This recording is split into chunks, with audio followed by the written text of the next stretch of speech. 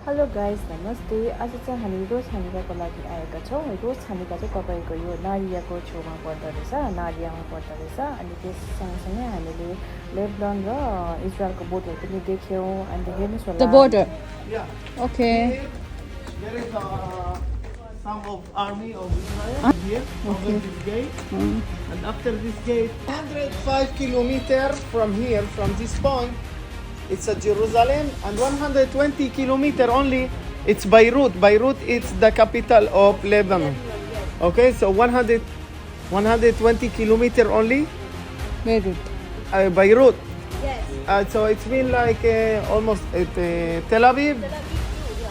Even a little after Tel Aviv, you're already in Lebanon. This is साथी हो अब चाहिँ हामी यहाँ इजरायल हो यो चाहिँ इजरायल हो अनि यो चाहिँ तपाईको लेबनन है लेबनन हो अनि यो चाहिँ रोश हानिका भन्ने ठाउँमा आएको हामी रोश हानिका भन्ने ठाउँमा आएको अनि नारियाबाट अनि यता चाहिँ तपाईले लेबनन देख्नुहुन्छ यो चाहिँ बोर्डर हो बोर्डर यता परेपछि चाहिँ अर्कै हुन्छ यता चाहिँ हामी इजरायलमा छौँ हेर्नुहोस् है अन्त अब चाहिँ हामी घुम्नु आएको आउनुहोस् होला अब म तपाईँलाई रोश हानिका कस्तो छ के छ म देखाउँछु है अनि अब जानुभन्दा अगाडि चाहिँ हामीले टिकट काट्नु पर्दो रहेछ अनि टिकट पनि काट्छु अनि त्यहाँभित्र चाहिँ यस्तो पानीहरू छ तपाईँहरू देख्नु सक्नुहुन्छ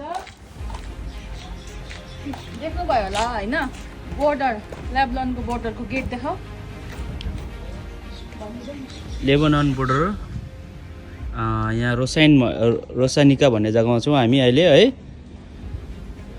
र फिलहाल चाहिँ हामी लेबनन बोर्डरको छेउमा आइसकेको छौँ र अब यहाँ हामी टिकट काटेर भित्र जानेछौँ र तपाईँहरूलाई सानो झलक नजारा इजरायली आर्मीको अनि यहाँ तपाईँहरूलाई म देखाउँदैछु इजरायली आर्मीको बोट यहाँ चाहिँ वाह चाहिँ इजरायली आर्मीको बोट छ हेर्नुहोस् होला तपाईँहरूले छेउमा जुम गरेर देखाइदिनुहोस् यहाँ चाहिँ इजरायली आर्मी छ बोट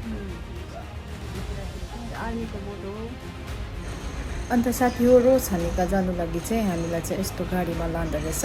अन्त यो गाडीमा चाहिँ अब चढेर चाहिँ हामी रोज हानिकातिर जाँदैछौँ अनि छेउमै छ अनि के कसो हुन्छ तपाईँलाई नेक्स्ट भिडियोमा देखाउने छु।